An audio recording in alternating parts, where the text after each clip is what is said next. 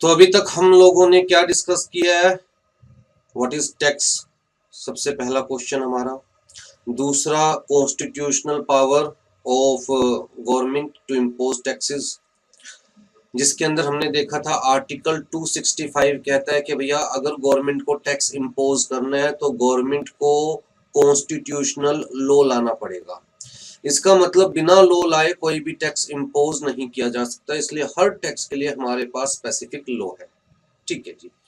Article 246 ने हमें बताया कि जी देखिए कॉन्स्टिट्यूशन ऑफ इंडिया में एक शेड्यूल 1 है, शेड्यूल 1 के और शेड्यूल 7 है।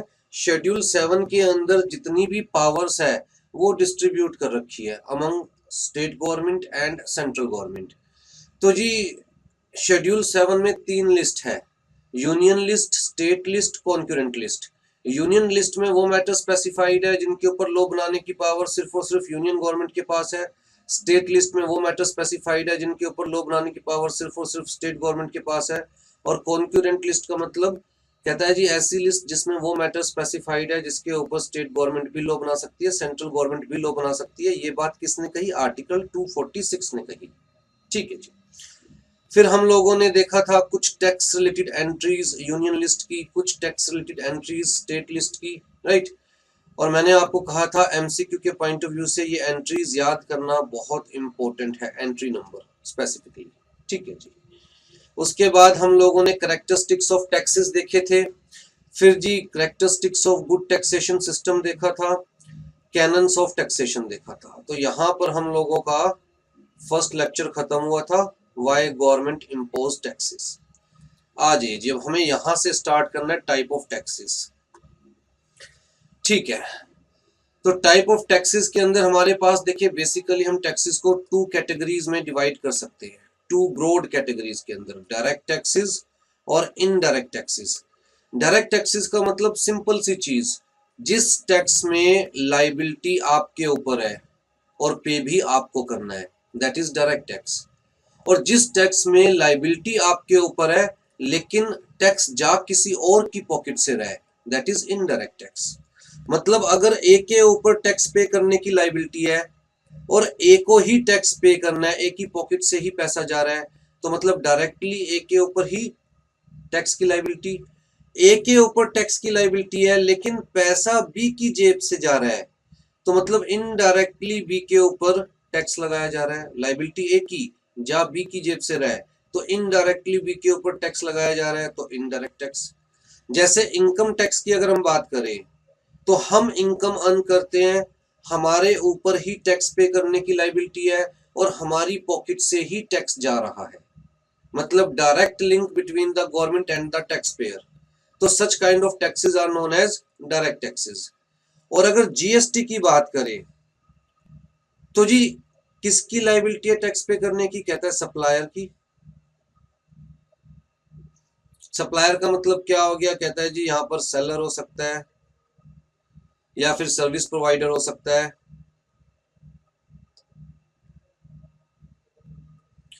लाइबिलिटी उसकी है लेकिन वो भाई साहब क्या करते हैं, वो बिल में टैक्स को इंक्लूड कर देते हैं।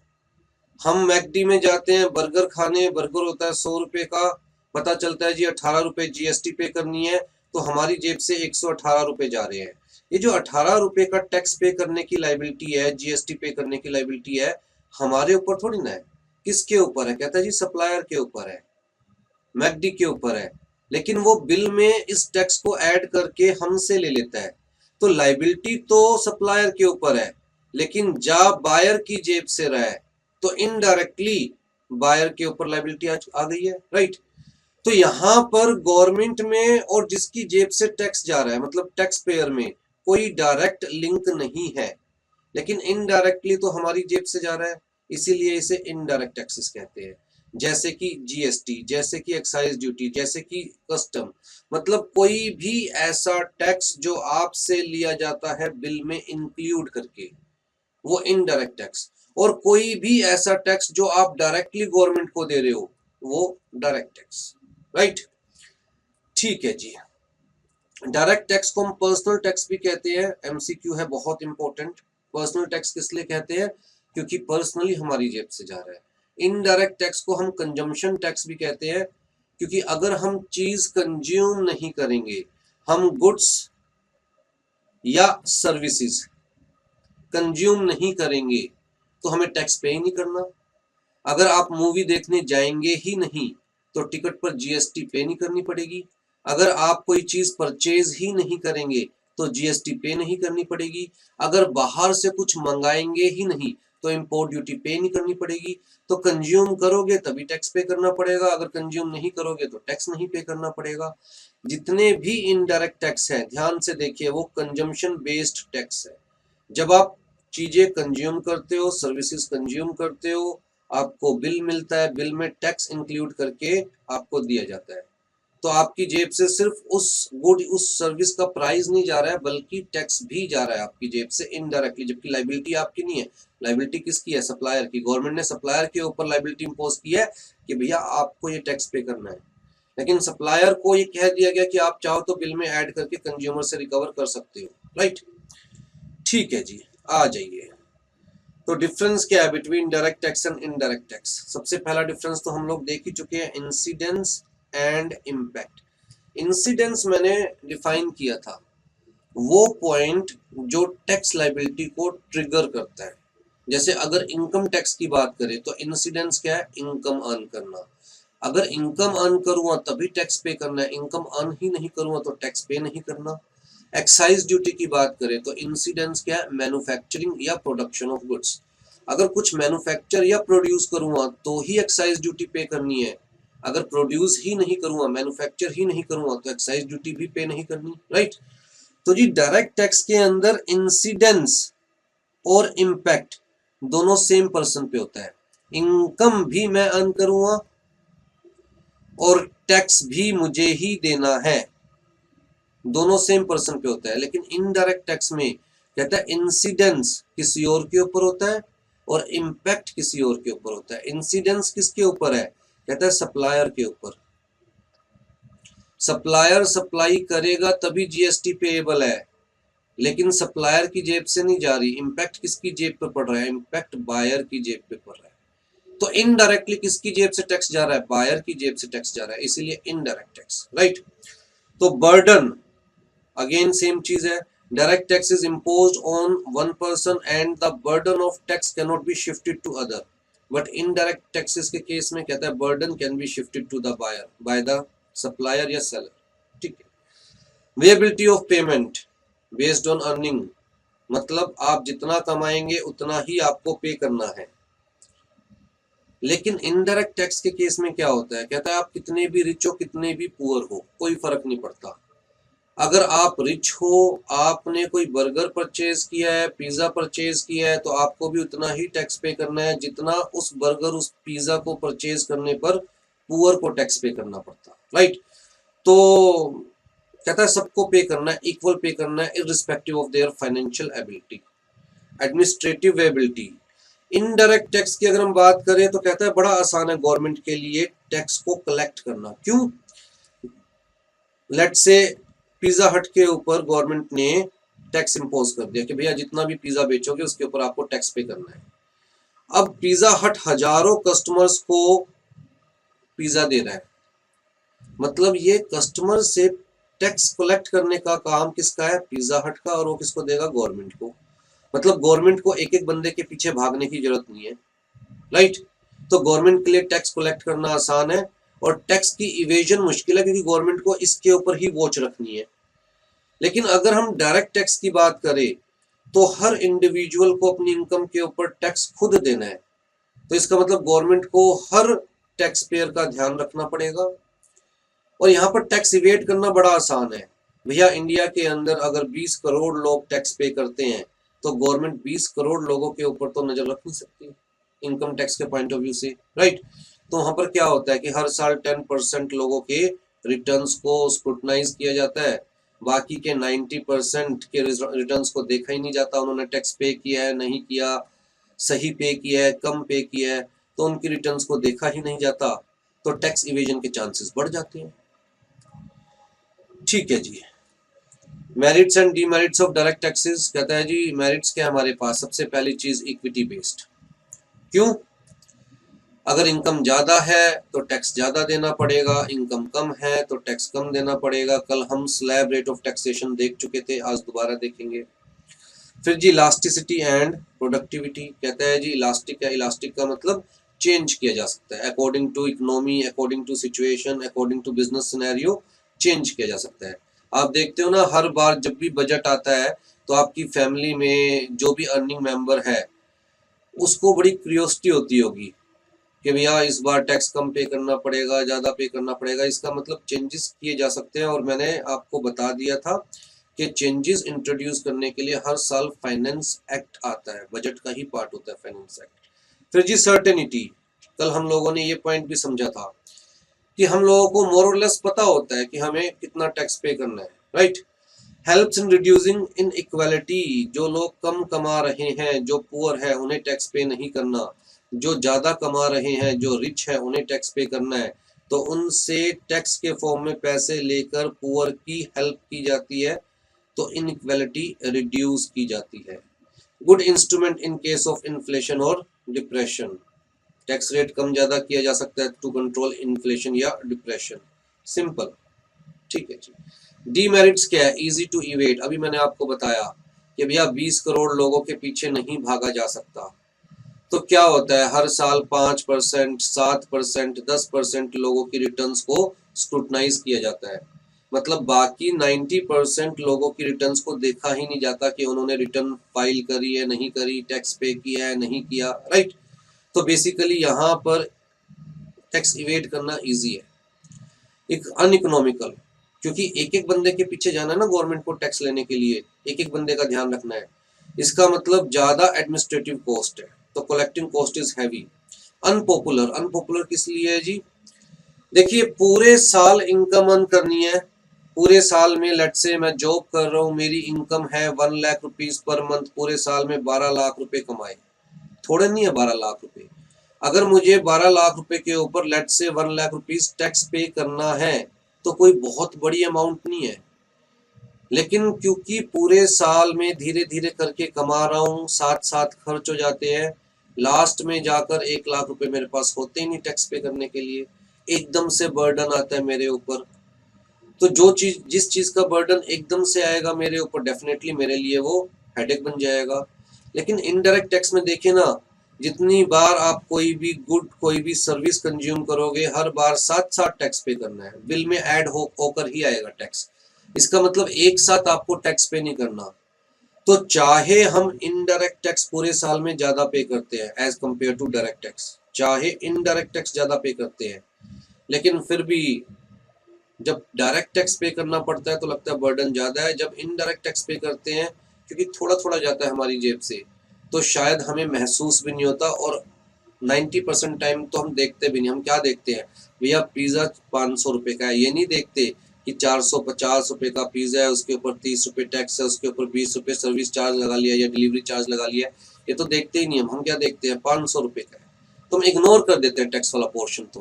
तो हमारे लिए ये पे करना आसान है, जबकि 1 लाख एक साथ पे करना मुश्किल है, राइट। अब लास्ट क्लास में सृष्टि कह रही थी सर रिच लोग तो टैक्स देते ही नहीं, वो इनडायरेक्ट टैक्स अवॉइड नहीं कर सकते, रिच लोग इनडायरेक्ट टैक्स ज्यादा देते हैं, इनकम टैक्स इवेड कर सकते हैं। इसीलिए कहा गया इनकम टैक्स को इवेड करना आसान है, लेकिन इनडायरेक्ट टैक्स तो जब भी कोई भी चीज कंज्यूम करोगे आपको पे करना ही पड़ेगा, बिल के साथ जुड़ कर आ जाएगा आपके पास, राइट। हाँ जी, tax rates are progressive in nature, progressive का मतलब जैसे जैसे इनकम बढ़ती जाएगी टैक्स का रेट बढ़ता जाता है। तो कभी कभी लगता है कि यार ज्यादा मेहनत करने का क्या फायदा, ज्यादा टैक्स पे करना पड़ेगा, लेकिन फिर भी ज्यादा परसेंटेज ऑफ टैक्स पे करना है, सारा का सारा टैक्स में नहीं देना है। Not suitable to a poor country, poor countries होते हैं मोस्टली अफ्रीकन कंट्रीज की बात की जा रही है। कहता है भैया यहाँ पर तो टैक्स कलेक्ट करने की जो कॉस्ट है, जितना डायरेक्ट टैक्स मिलता है वो टैक्स कलेक्ट करने की कॉस्ट से भी ज्यादा है, मतलब टैक्स कलेक्ट करने की कॉस्ट ज्यादा है डायरेक्ट टैक्स से। तो ये लोग तो अवॉइड करते हैं कि कोई बात नहीं भाई, टैक्स देना है तो दे दो, नहीं देना है तो ना दो। एडमिनिस्ट्रेटिव चार्जेस, एडमिनिस्ट्रेटिव कॉस्ट जितना टैक्स मिलेगा उससे भी ज्यादा है। तो कहते हैं इनडायरेक्ट टैक्स यहाँ पर काफी ज्यादा होता है, ये अपनी जितनी भी कॉस्ट है सारी इनडायरेक्ट टैक्स में रिकवर करने की कोशिश करते हैं। आर्बिट्ररी, देखिए ऑल दो कल हम लोगों ने डिस्कस किया था कि बजट लाया जाता है, बजट के अंदर एक एस्टीमेट लगाया जाता है कितना खर्चा करना है, उसके बेसिस पर देखा जाता है कि भाई कितना टैक्स इम्पोज किया जाना चाहिए ताकि हमारे पास इतना पैसा आ जाए। लेकिन टू बी वेरी फ्रैंक, बहुत ही इलॉजिकल सा कंसेप्ट है। जब हम पूरे देश को चलाने की बात करते हैं तो ना तो हम प्रॉपर एस्टिमेट लगा सकते हैं एक्सपेंडिचर का, ना हम प्रॉपर एस्टिमेट लगा सकते कि इतनी इनकम जनरेट होगी। और जब हम इन दोनों चीज़ों का प्रॉपर एस्टिमेट नहीं लगा सकते तो जो टैक्स रेट हम इम्पोज कर रहे हैं वो बेसिकली एस्टिमेट के बेसिस पर ही इम्पोज कर रहे हैं, राइट। तो नो लॉजिकल या scientific principle to determine the tax rates. ठीक है जी। मेरिट्स और demerits of indirect taxes. Merit क्या है? कहता है हाई रिवेन्यू। भैया कुछ भी खाओगे आप तो क्या कोई भिखारी भी कुछ भी लेगा, इनडायरेक्ट टैक्स तो पे करना ही पड़ेगा। तो गवर्नमेंट के लिए काफी हाई रिवेन्यू जनरेट होता है through indirect taxes, right, as compare to direct taxes. Very less chances of evasion. ना अमीर इवेड कर सकता ना गरीब इवेड कर सकता। टैक्स चोरी करना काफी मुश्किल है। और जो लोग चोरी करते हैं वो फिर बड़े लेवल पे चोरी करते हैं और वो कहीं ना कहीं जाकर पकड़े जाते हैं, राइट। तो जी टैक्स चोरी करना बड़ा मुश्किल है, गवर्नमेंट के लिए बड़ा आसान है टैक्स रिकवर करना। इकोनॉमिकल, क्योंकि हर इंसान के पीछे नहीं भागना बल्कि सिर्फ सप्लायर के ऊपर भागना है, सप्लायर के पीछे भागना है, right. Payable on wide range of goods या सर्विसेज। अगर आप जीएसटी की बात करें, जब हम जीएसटी पढ़ेंगे तो आप देखेंगे लगभग हर चीज के ऊपर जीएसटी पेबल है, लगभग, राइट। इलास्टिसिटी, मॉडिफिकेशंस की जा सकती है एज पर फाइनेंस एक्ट। ठीक है जी। डीमेरिट क्या है? सबसे पहली डीमेरिट रिग्रेसिव। कहता है जी गरीब हो या अमीर हो सबको सेम लेवल पर टैक्स पे करना पड़ता है, चाहे उनकी इनकम कम हो या ज्यादा हो। फिर अनसर्टेनिटी इन कलेक्शन। यहाँ कोई सर्टेनिटी नहीं है। क्यों? क्योंकि लोगों का मूड है इस बार ज्यादा स्पेंड करने का, तो लोग ज्यादा स्पेंड करेंगे, लोग ज्यादा स्पेंड करेंगे, ज्यादा कंज्यूम करेंगे तो गवर्नमेंट के पास टैक्स ज्यादा जाएगा। लोगों का मूड नहीं है इस साल ज्यादा स्पेंड करने का तो गवर्नमेंट के पास टैक्स भी कम जाएगा, राइट। रिसेशन के टाइम पर, डिप्रेशन के टाइम पर गवर्नमेंट के पास टैक्स और कम जाता है क्योंकि लोग स्पेंड नहीं करते। हाँ जी। Make hard to save money. Indirect tax की वजह से आप मनी सेव नहीं कर पाते। कुछ तो जब आप पैसा कमाते हैं तो गुड्स और सर्विस कंज्यूम करने में लगा देते हैं, और जब गुड्स एंड सर्विस कंज्यूम कर रहे हैं तो प्लस में आप टैक्सेस पे करते हैं, तो सेविंग पे डायरेक्ट इफेक्ट होता है, राइट। Increase inflation. हाँ जी। ये कौन समझाने वाला है? How indirect taxes increase inflation. Hmm. Sir increase inflation मतलब कि जब महंगाई बढ़ जाती है तो गवर्नमेंट जो टैक्सेस होती है वो बढ़ा देते हैं ताकि लोगों की परचेजिंग पावर है, इन्फ्लेशन मतलब वो कम हो जाए। तो फिर तो डिक्रीज इन्फ्लेशन होना चाहिए ना, इंक्रीज इन्फ्लेशन कैसे है? सर टैक्सेस कम कर देती है। अगर टैक्स कम कर देगी तो परचेजिंग पावर बढ़ जाएगी ना लोगों की, अगर परचेजिंग पावर बढ़ जाएगी तो इन्फ्लेशन इंक्रीज हो जाएगा। सर वो कम भी करने से नहीं सॉल्व हो रही, ज्यादा भी करने से सॉल्व नहीं हो रही। नहीं नहीं, जीएसटी मतलब जब हम इनडायरेक्ट टैक्स की बात करते हैं तो देखिए 100 रुपए की चीज है ना, लेकिन वो मार्केट में कितने की मिलेगी? 118 तो 18% इन्फ्लेशन हो गया ना 18% का। 18% का सीधा सीधा इन्फ्लेशन हो गया ना। सर ये इन्फ्लेशन कैसे हुआ? ये तो इन्फ्लेशन का मतलब महंगाई होता है, महंगाई नहीं होगी 18% की सीधी सीधी।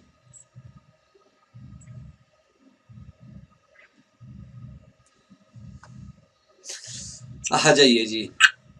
Tax rates. लेकिन अगर महंगाई तो तब होगी ना कि जब अगर सपोज एक कोई भी चीज है जिसका आपने वो किया, अगर उसका रेट 120, अगर सपोज का 118 था, 118 रुपए था, अब उसका रेट हो गया 120 सपोज।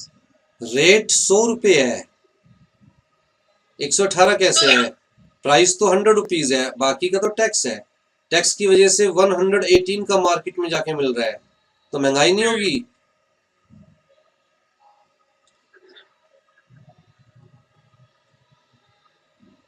तो सर अभी जो लोग कह रहे हैं महंगाई हो गई है, मार्केट में इन्फ्लेशन बहुत बढ़ रही है इंडिया में, तो फिर उसका सोल्यूशन क्या है sir with respect to GST? बाबू सॉल्यूशन कभी होता है महंगाई का, इन्फ्लेशन का या डिप्रेशन का? कभी सॉल्यूशन हुआ है आज तक?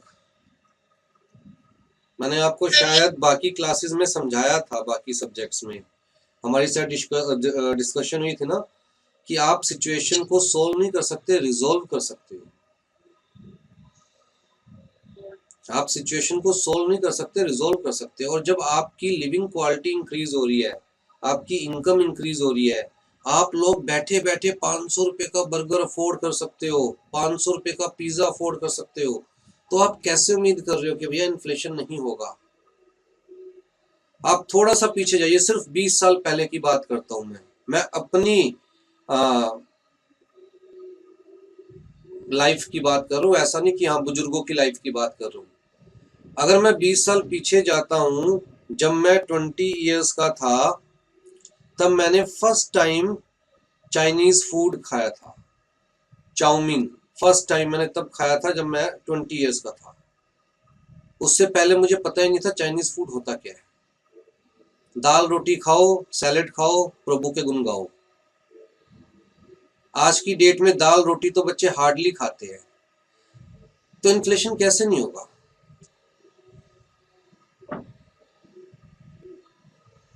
स्कूल टाइम में मेरे पास एक स्कूल ड्रेस थी, दो और मेरे पास मतलब टोटल शर्ट पैंट्स थी, और मुझे याद है कि 5 साल मैंने ये 3 जोड़ी कपड़े में निकाल दिए थे और मैं खुश था, फर्क नहीं पड़ता था। आज की डेट में हर दूसरे हफ्ते तो आप न्यू क्लोथ्स लेके आते, तो इन्फ्लेशन कैसे नहीं होगा? सर बेसिकली परचेजिंग पावर बढ़ी है तो फिर महंगाई भी तो परचेजिंग मार्केट में पावर बढ़ेगी, बढ़ डिमांड गई है due to availability of credit. 90% दुनिया क्रेडिट पे चल रही है। क्या मैं गलत बोल रहा हूँ? नहीं सर। Yes sir. हम लोग हाउसिंग के लिए लोन लेते हैं, हम लोग कार के लिए लोन लेते हैं, हम लोग कोई भी रिनोवेशन करवानी होती है लोन लेते हैं, मोबाइल लेते हैं तो ईएमआई चलती है, लैपटॉप लेते हैं तो ईएमआई चलती है, सब चीजें तो लोन पे चल रही है। अवेलेबिलिटी ऑफ क्रेडिट की वजह से परचेजिंग पावर बढ़ गई है, परचेजिंग पावर बढ़ने की वजह से इन्फ्लेशन बढ़ता जा रहा है और ये बढ़ता ही जाएगा, इसका कोई सोल्यूशन नहीं है। अगर हम लोग परचेज नहीं करेंगे तो बिजनेस बंद हो जाएंगे, लोगों के पास जॉब्स नहीं रहेगी, फाइनेंशियल सेक्टर बैठ जाएगा। अगर आप ऐसे जाओगे तो इन्फ्लेशन बढ़ेगा, ऐसे जाओगे तो डिप्रेशन बढ़ेगा, दोनों ही साइड प्रॉब्लम रहेगी। तो फॉर द टाइम बिंग हम इस सिचुएशन को रिजोल्व कर सकते हैं। जिंदगी में, दुनिया में कभी कोई इस प्रॉब्लम को सॉल्व नहीं कर सकता।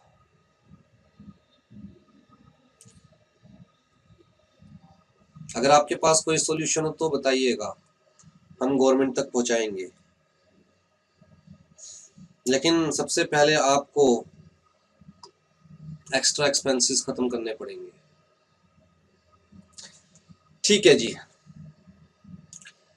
तो दो तरह के टैक्सेस हमने देखे, डायरेक्ट टैक्सेस, इनडायरेक्ट टैक्सेस। इसी तरह टैक्स रेट्स भी दो तरह के होते हैं, एक तो स्लैब रेट ऑफ टैक्सेशन, दूसरा flat rate of taxation. Slab rates हम ऑलरेडी डिस्कस कर चुके हैं, जैसे कि हम लोगों ने यहाँ पर एग्जांपल लिया स्लैब रेट कि भैया अगर इनकम 0 से लेके 2.5 लाख तक है तो टैक्स क्या पे करना है? कहता है जी nil. Above 2.5 lakh up to 5 lakh tax क्या पे करना है? 5%। मतलब यहां पर अगर इनकम आती है तो टैक्स क्या पे करना है? नील। यहां पर जितनी भी इनकम होगी उसके ऊपर टैक्स क्या पे करना है? 5%। यहां पर जितनी भी इनकम होगी उसके ऊपर टैक्स क्या पे करना है? 20%। तो स्लैब्स है जी। मैं स्लैब्स ऐसे भी बना सकता हूँ। स्लैब्स क्यों कहते हैं इन्हें? कहता है जी पहला स्लैब ये है हमारे पास 2.5 लाख तक का टैक्स क्या पे करना है।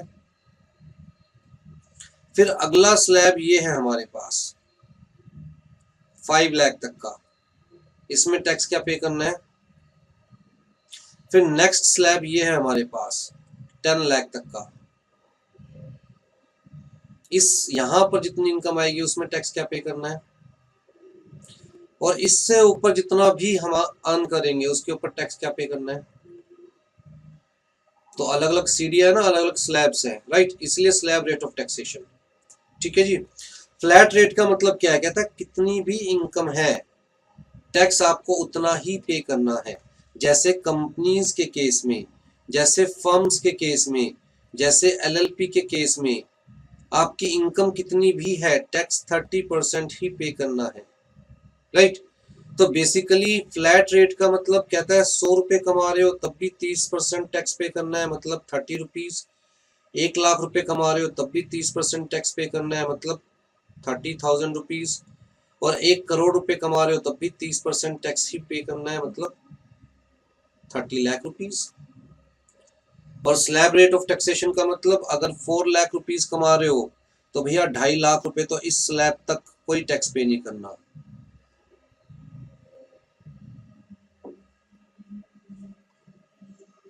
2.5 लाख तक कोई टैक्स पे नहीं करना।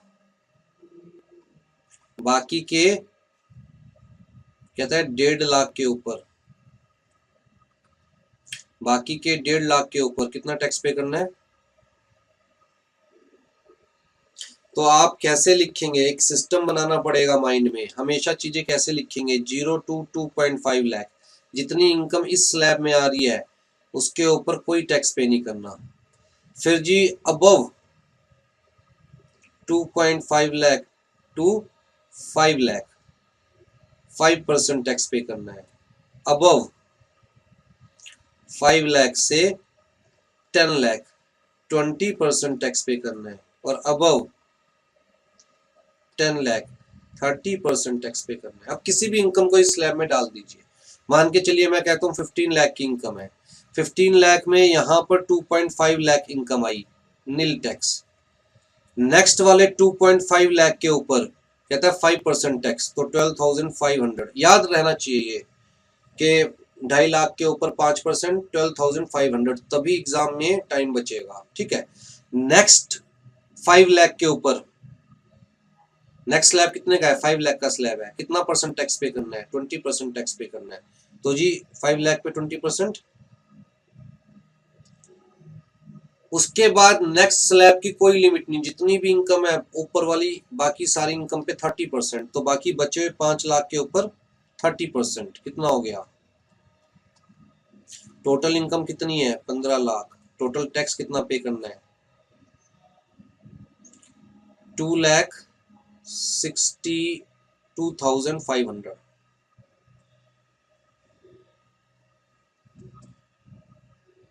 तो किसी भी इनकम को फटाफट से कैलकुलेट कर सकते हैं।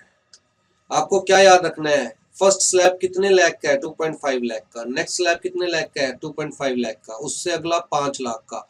और उससे अगला स्लैब कितना का है, अनलिमिटेड।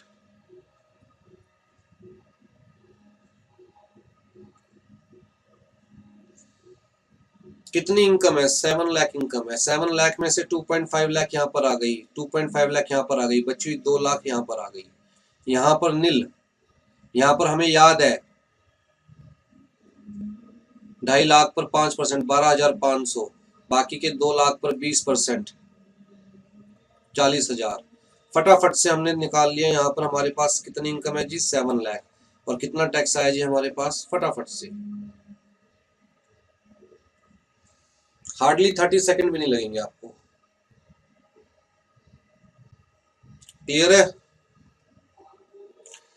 और फ्लैट रेट का मतलब क्या है, कहता है फ्लैट, कितनी भी इनकम हो कोई फर्क नहीं पड़ता। तो जी slab rate of taxation, higher rate of tax depends upon the level of income or level of transaction of a person. Tax rate increases with the increase in income. Main motive is to minimize the inequality. जो ज्यादा earn कर रहा है उससे ज्यादा tax लिया जाए, जो कम अर्न कर रहा है उससे कम टैक्स लिया जाए, राइट।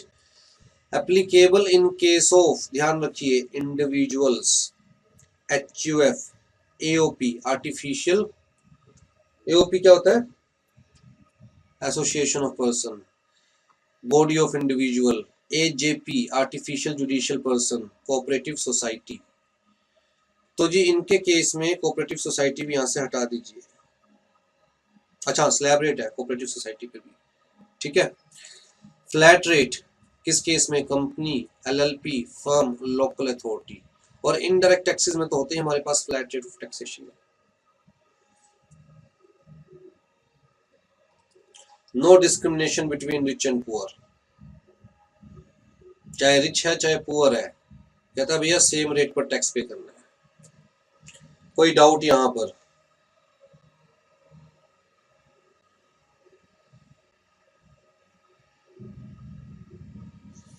आ जाइए,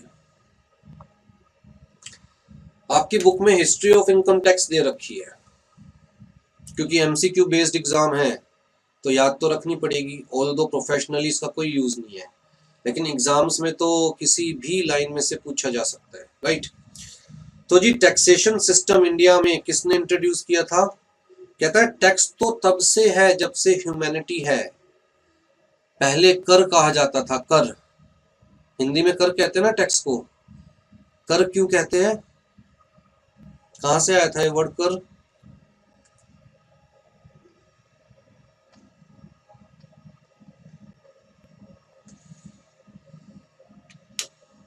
इंग्लिश मूवीज नहीं हो, हिंदी मूवीज नहीं देखते पुरानी वाली, उसमें दिखाते थे कैसे लोग कर करके मर जाते थे, लेकिन वो लोग राजाओं महाराजाओं का टैक्स पे नहीं कर पाते थे।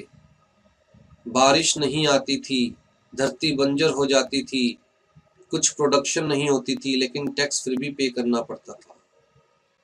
तो कर वर्ड वहीं से आया था भैया, कर कर कर कर करके मर जा, पर देना तो पड़ेगा। ठीक है जी, लेकिन एक्चुअल में जो सिस्टमैटिक वे में टैक्सेशन इम्पोज किया गया वो ब्रिटिश राज में इम्पोज किया गया। सबसे पहले हमारे पास इनकम टैक्स एक्ट 1860 आया, 1865 ईयर्स के लिए लाया गया था, फिर जी लैप्स हो गया 1865 के अंदर, और इस टैक्स को रिप्लेस कर दिया गया by licence and professional tax, कि भैया अगर आप प्रोफेशन कर रहे हैं, अगर आप ट्रेड कर रहे हैं तो आपको टैक्स पे करना पड़ेगा, और वो भी लाइसेंस टैक्स था बेसिकली, ठीक है। फिर उसके बाद 1886 के अंदर दोबारा से नया टैक्स आया हमारे पास, इनकम टैक्स एक्ट 1886। अब ये थोड़ा सा एडवांस था, यहाँ पर फर्स्ट टाइम रेजिडेंट और नॉन रेजिडेंट के कॉन्सेप्ट को रिकॉग्नाइज किया गया, ठीक है। फर्स्ट टाइम एग्रीकल्चरल इनकम को डिफाइन किया गया और एग्रीकल्चरल इनकम को एग्जम्प्ट किया गया from income tax. First time HUF को अलग से रिकॉग्नाइज किया गया। फर्स्ट टाइम इंश्योरेंस प्रीमियम जो आप पे करते हैं, तो जितना इंश्योरेंस प्रीमियम आप पे कर रहे हो उसको एग्जम्प्ट किया गया, आपकी इनकम में कंसीडर नहीं किया जाएगा, तो थोड़ा सा ज्यादा एडवांस था। फिर हमारे पास इनकम टैक्स एक्ट 1918 आया, तो जी इसने और थोड़ी सी एडवांसमेंट दिखाई, और जो कैजुअल इनकम होती है, नॉन रेकरिंग नेचर की इनकम होती है। कैजुअल इनकम कौन सी होती है? सर एक नॉर्मल इनकम होती है, कैजुअल इनकम होती है। कैजुअल इनकम फॉर एग्जांपल जो हम लॉटरी लीगली मतलब एक सिंपल सी स्टेटमेंट कहूँगा, सिंपल सी स्टेटमेंट, कहीं से हवा चली, पैसे बरसने लगे, कोई सोर्स का पता नहीं, कोई ठिकाने का पता नहीं, ये नहीं पता कि दोबारा से वो इनकम होगी या नहीं होगी, इस टाइप के नेचर, जो इस नेचर की इनकम होती है उसे हम कैजुअल इनकम कहते हैं। रोड पर पड़े पैसे पा गए, लॉटरी में आप पैसे जीत गए, राइट, इस टाइप के जो इनकम होती है उसे कैजुअल इनकम कहते हैं, ठीक है जी। नॉन रेकरिंग, पता नहीं दोबारा से वो इनकम होगी भी या नहीं होगी, तो एक्चुअल में उसे इनकम कंसीडर नहीं किया जा सकता, टू बी वेरी फ्रैंक। या किया जा सकता है इनकम कंसीडर, अगर मान के चलिए आपका कोई दोस्त जुआ खेलता है, कोई काम नहीं करता बस जुआ खेलता है, तो क्या आप ये कह सकते हैं कि यार नहीं कमाता तो है, कुछ तो कर रहा है, जुआ एक काम कर रहा है जी, जुआ खेल रहा है, आप ये नहीं कह सकते, राइट।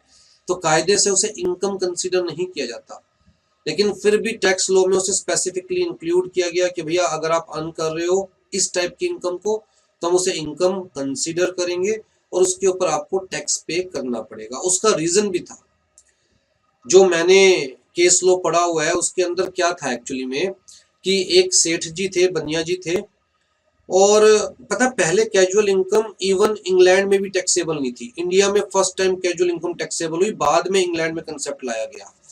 तो वो बनिया जी जितना भी अर्न करते थे, जो कुछ भी करते थे, वो शो कर देते थे कि भैया मैं तो कुछ काम ही नहीं करता, मैं तो खाली बैठा हूँ, खाली बैठे बैठे वो जो पहले होता था ना, चौपाल लगती थी, पेड़ के नीचे बैठ के ताश पीटा करते थे, तो वो हर बार कहता है जी मैं तो कोई काम ही नहीं करता, मैं तो ताश खेलता रहता हूँ, ताश में ही ये पैसा जीतता हूँ। और मतलब वो अपने टाइम का, अपने आसपास के इलाके का सबसे रिच पर्सन था, लेकिन जब भी उससे पूछो जी मैं तो कोई काम ही नहीं करता, राइट। एक्चुअली में वो काम क्या करता था? बदलाखोरी। बदलाखोरी सुना है कभी? नहीं सर। बहुत बड़े लेवल का जुआ सट्टा होता है बदलाखोरी।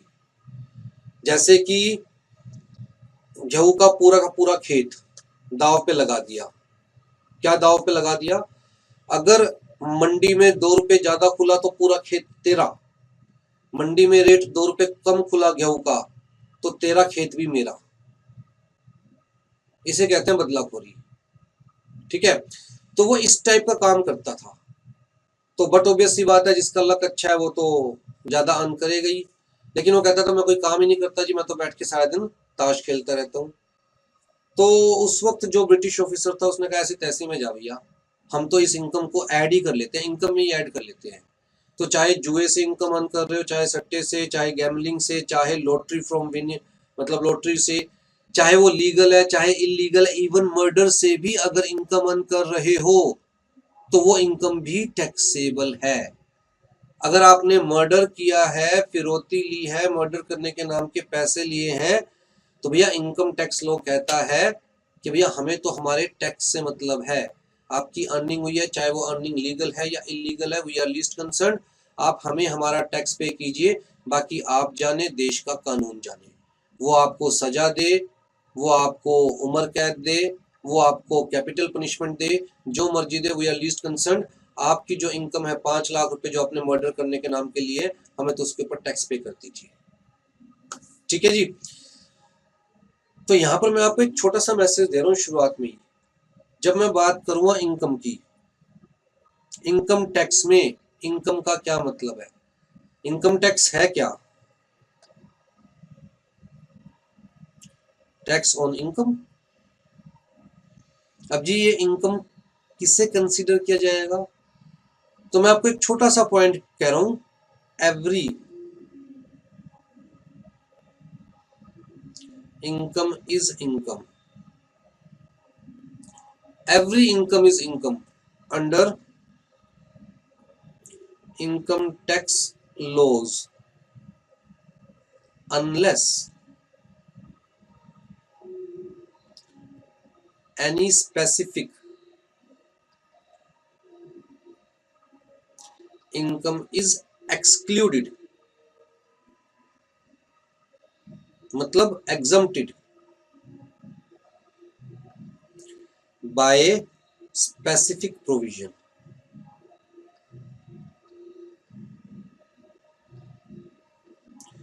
शुरुआत में ही आपका माइंड क्लियर कर रहा हूं, बिल्कुल शुरुआत में, सेकंड लेक्चर है टैक्स लॉज का, कि कोई भी इनकम हो, किसी भी तरह की इनकम हो, ये मत सोचिएगा सर इस इनकम पे टैक्स पे करना है क्या। मैंने कहा हर इनकम पे टैक्स पे करना है, जब तक किसी स्पेसिफिक इनकम को स्पेसिफिकली किसी प्रोविजन में एक्सक्लूड ना किया जाए। इसका मतलब हम पूरा इनकम टैक्स पढ़ लेंगे। अगर कोई ऐसी इनकम है जो आपके माइंड में आ रही है और हम लोगों ने नहीं पढ़ी कि जी इस पे टैक्स पे करना है या नहीं करना, तो इसका मतलब उस पे टैक्स पे करना है। जितने भी एग्जम्प्टेड इनकम है हम वो सारी पढ़ेंगे। अगर कोई इनकम नहीं पढ़ रहे हम, तो इसका मतलब उस पर टैक्स पे करना है, सीधी सी बात इतनी है। चाहे वो इनकम लीगल है चाहे इलीगल है, चाहे कैजुअल है चाहे नॉन कैजुअल इनकम है, कोई फर्क नहीं पड़ता, राइट। चाहे income in the form of money है, चाहे income in the form of kind है, किसी भी फॉर्म में है, चाहे income in the form of money है, चाहे income in the form of facility है, हर तरह की इनकम कंसिडर की जाएगी इनकम टैक्स लॉज के अंदर, जब तक किसी स्पेसिफिक इनकम को स्पेसिफिकली एक्सक्लूड या एग्जम्प्ट ना किया गया हो। ठीक है जी। तो यहाँ पर इनकम टैक्स एक्ट 1918 ने ये जो कैजुअल इनकम होती है, नॉन रेकरिंग इनकम होती है, इनको भी इंक्लूड किया कि भैया इनके ऊपर भी टैक्स पे करना पड़ेगा, राइट। फर्दर, अब जी बिजनेस इनकम कैसे कैलकुलेट की जाती है? आप कोई भी बिजनेस कर रहे हैं, लेट्स से मैं बिजनेस कर रहा हूँ ऑनलाइन क्लासेस का, तो मैं इनकम कैसे कैलकुलेट करूंगा? मेरे पास जितनी भी रिसिप्ट आई है उसमें से लेस जितने भी एक्सपेंसेस है, तभी मेरे पास क्या आएगा? इनकम। अब जी ये एक्सपेंसेस क्या सारे अलाउड होते हैं? The answer is no. All expenses are not allowed. बहुत सारे एक्सपेंसेस ऐसे होते हैं जो हमें लगता है कि यार बिजनेस में करने जरूरी है, लेकिन लोग कहते हैं कि नहीं भैया ये एक्सपेंस जरूरी नहीं था। और बहुत सारे एक्सपेंसेस ऐसे होते हैं जो हमें लगता है कि पता नहीं यार ये अलाउड है या नहीं एक्सपेंसेस इनकम कैलकुलेट करते हुए, लेकिन लोग कहते हैं चलो भैया आपका ट्रेडिशन आपका कस्टम देखते हुए ये एक्सपेंस को हम अलाउ कर देते हैं। जैसे दिवाली गिफ्ट, दिवाली के ऊपर हम जितने भी अपने बिजनेस रिलेशंस होते हैं या जितने भी एम्प्लॉइज होते हैं उन लोगों को गिफ्ट देते हैं। इंडिया में ये ट्रेडिशन है, ये कस्टम है, राइट। तो जी दिवाली गिफ्ट पर जो भी आप खर्चा कर रहे हैं अपनी रिसिप्ट में से वो खर्चा लेस कर सकते हैं, मतलब सच एक्सपेंस इज अलाउड, ठीक है। जबकि बहुत सारे ऐसे एक्सपेंसेस पड़ेंगे जो स्पेसिफिकली मना कर रखे नहीं भैया ये एक्सपेंस हम अलाउ नहीं करेंगे। तो कुल मिलाकर जब हम पीजीबीपी पढ़ेंगे, profit and gain from business और प्रोफेशन, उस वक्त हम देखेंगे कि कौन से एक्सपेंसेस अलाउड है कौन से एक्सपेंसेस अलाउड नहीं है, और उसी बेसिस पर हम कैलकुलेट करेंगे कि भैया किसी भी बिजनेस की या प्रोफेशन की इनकम कैसे कैलकुलेट की जा सकती है, ठीक। तो जी फर्स्ट टाइम एक्सपेंसेस के बारे में कहाँ बताया गया? कहता है जी इनकम टैक्स एक्ट 1918 में provides business deductions for the purpose of computing net income, ठीक है जी। फिर नेक्स्ट हमारे पास इनकम टैक्स एक्ट 1922 आया। ये और ज्यादा मैं ये कहूँगा कोडिफाइड था। यहाँ बड़ा क्लियर कट बताया गया कि भैया नोमेनक्लेचर्स दिए गए डिफरेंट इनकम टैक्स अथॉरिटीज को, इसे असेसिंग ऑफिसर कहेंगे, इसे कमिश्नर कहेंगे, इसे चीफ कमिश्नर कहेंगे, इसे डिप्टी कमिश्नर कहेंगे, इसे जॉइंट कमिश्नर कहेंगे। तो प्रॉपर नोमेनक्लेचर दिए गए इनकम टैक्स अथॉरिटीज को, प्रॉपर उनकी ड्यूटीज उनके फंक्शंस वो सब डिसाइड किए गए, उनके पास किसके पास क्या पावर है, राइट। उसके अलावा जी फाइनेंस एक्ट का कंसेप्ट भी first time income tax act 1922 में इंट्रोड्यूस किया गया था। फिर जी हमारे पास current income tax act after independence का पहला इनकम टैक्स एक्ट जो कि आज तक चलता आ रहा है, इनकम टैक्स एक्ट 1961। कब से एप्लीकेबल था इनकम टैक्स एक्ट 1961?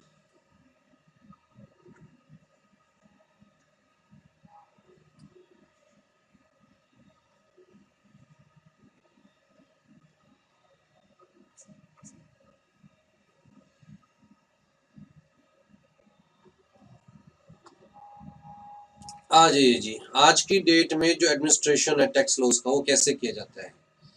कहता है जी सबसे टॉप पर कौन है? Ministry of finance. Company law में सबसे टॉप पर कौन था कॉर्पोरेट लॉज के अंदर?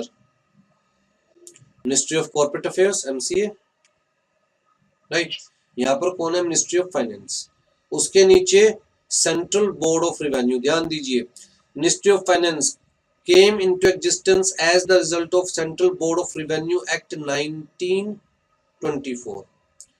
तो मिनिस्ट्री ऑफ फाइनेंस के अंडर हमारे पास central board of revenue, right, initial apex body charged with the administration of both direct taxes and indirect taxes. फिर जी इसको स्प्लिट कर दिया गया विद इफेक्ट फ्रॉम 1 जनवरी 1964। जब नया इनकम टैक्स एक्ट लाने की बात हुई तो इसको स्प्लिट कर दिया गया डायरेक्ट टैक्सेस के अंदर इनडायरेक्ट टैक्सेस के पॉइंट ऑफ व्यू से। तो जी हमारे पास दो अलग अलग body I, CBDT CBEC. CBDT CBEC, central board of direct taxes responsible for the administration of direct taxes and central board of custom and excise. पहले तो इनडायरेक्ट टैक्स के नाम का सिर्फ दो ही इनडायरेक्ट टैक्सेस थे, कस्टम और एक्साइज, राइट। तो इसीलिए central board of excise and custom, तो responsible for administration of indirect taxes, ठीक है जी। आज की डेट में सीबीईसी का नाम चेंज करके क्या कर दिया गया है? CBIC, central board of indirect taxes and custom. क्योंकि एक्साइज तो लगभग खत्म हो चुका है, आज की डेट में क्या है? जीएसटी है। तो इन्होंने कहा कि यार किसी लॉ के नाम से अटैच नहीं रखते, हम लोग कह देते हैं central board of indirect taxes and custom. तो सीबीईसी का नाम चेंज होकर क्या हो गया, सीबीआईसी। ठीक है जी। अब यहां पर ध्यान दीजिए, इसके बारे में आपसे क्वेश्चन पूछा जाता है। ये जो central board of direct taxes है, कहता है it is a statutory authority functioning under central board of revenue act 1963। बहुत सारे बच्चे एमसीक्यूज में लिख के आते हैं CBDT is working under income tax act 1961। Income tax act 1961, this body is constituted under central board of revenue act 1963 and it is India's official financial action task force। तो जी ये आपको याद होना चाहिए, India's financial action task force कौन सी है, CBDT, central board of direct taxes. अच्छा MCQ में इवन यहां भी कंफ्यूज किया जाता है, central board for direct taxes, central board of direct taxes, इस तरह से भी कंफ्यूज किया जाता है। तो ध्यान रखिए यहाँ पर ऑफ है, फोर नहीं है। हाँ 2022 में टैक्स में क्वेश्चन आया था कि which is the apex body governing the direct taxes. तो सीबीडीटी, इसमें ऑप्शंस थे ministry of ministry of finance, CBD, ये central board of direct tax, apex body. तो सर इसमें क्या होगा, central board of direct taxes,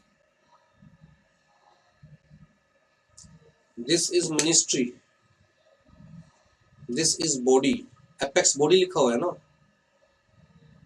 एक मिनट को क्वेश्चन पेपर सर मुझे ना मिल नहीं रहा है, मैं आपको बता देती हूँ सर थोड़ी देर में क्या क्वेश्चंस तो भी मैं भी बताऊंगा आपको। नहीं मतलब कि जो आया था सर, जो आया था वो भी हम डिस्कस करेंगे, वही तो मैं कह रहा हूँ। फाइनेंशियल एक्शन टास्क फोर्स ये क्या होता है,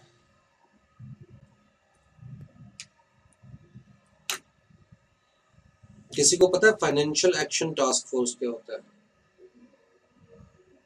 ना पता है ना आप पूछ रहे हैं।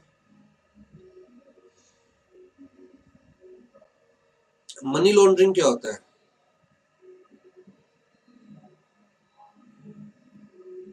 मनी लॉन्ड्रिंग तो पता होगा।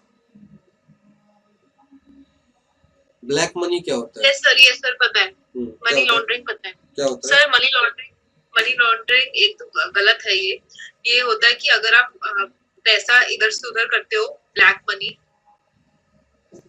या तो उसे कहते हैं money laundering. Okay. Financial action task force basically black money को रोकने के लिए, मनी लॉन्ड्रिंग को रोकने के लिए, क्योंकि जितनी भी टेररिस्ट एक्टिविटीज होती है, जितनी भी इलीगल एक्टिविटीज होती है, उसके अंदर ब्लैक मनी ही यूज किया जाता है।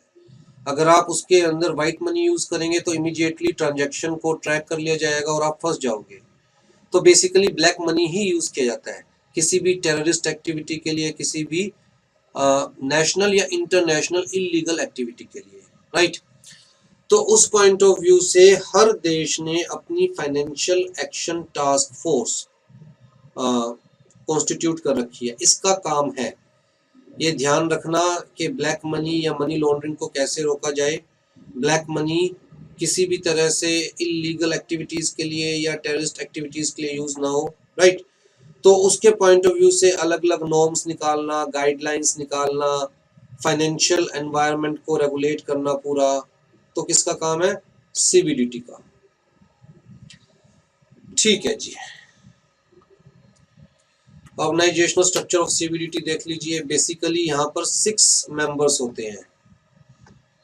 Member income tax, member legislation and computerisation, member revenue, member personal and vigilance, member investigation, member audit and judicial. तो बेसिकली 6 मेंबर्स होते हैं। मैं ये कह सकता हूँ कि 6 डिविजन्स में पूरे इनकम टैक्स डिपार्टमेंट को डिवाइड कर रखा है। हर डिवीजन का हमारे पास एक मेंबर है, और जो मेंबर होता है holds the rank of additional secretary to the government of India. और एक चेयरपर्सन होता है, बट ऑब्वियस सी बात है chairperson holds the rank of special secretary to the government of India. ठीक है जी। तो सीबीडीटी का चेयरमैन और जो मेंबर्स हैं they are selected from Indian revenue service. तो आपको आईआरएस के एग्जाम्स क्लियर करने होते हैं अगर आप बेसिकली सीबीडीटी को ज्वाइन करना चाहते हैं तो। ये क्वेश्चन भी पूछा गया है आई थिंक एक बार।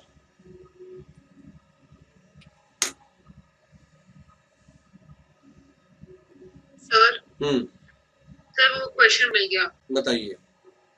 Sir highest administrative authority for income tax in India is director of income tax, finance minister, CB, central board of direct taxes या प्रेसिडेंट ऑफ इंडिया। ऑप्शंस क्या बताए आपने? Sir director of income tax, finance minister, CBDT मतलब central board of direct tax और president of India. Highest administrative authority बताइए कौन है? Sir CBDT. CBDT